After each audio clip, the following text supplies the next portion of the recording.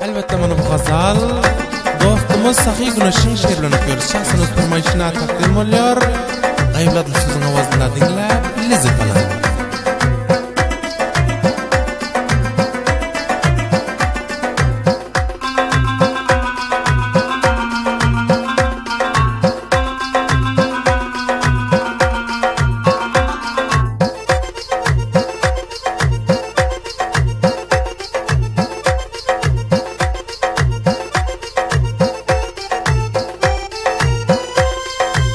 Gel kara gözlü güzel, derdimin dermanı sen.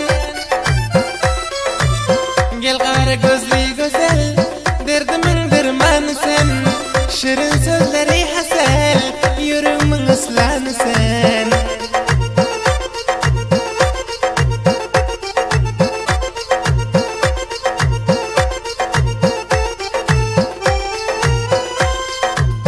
Süydüm ben seni hoşlap, bilece işkı başlap.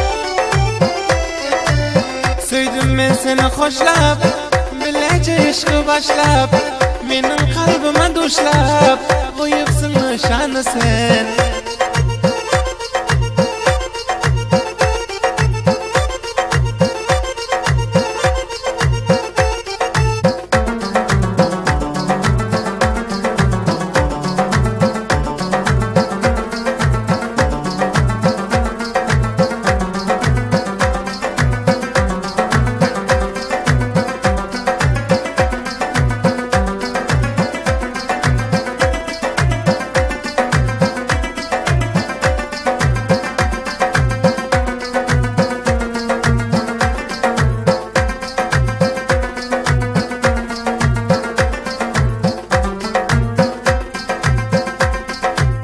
Hasta senin uğrunda, yad edip gel her günde.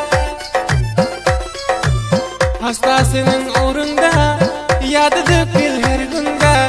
Hiç arman kalmaz mende, aşığın duranı sen.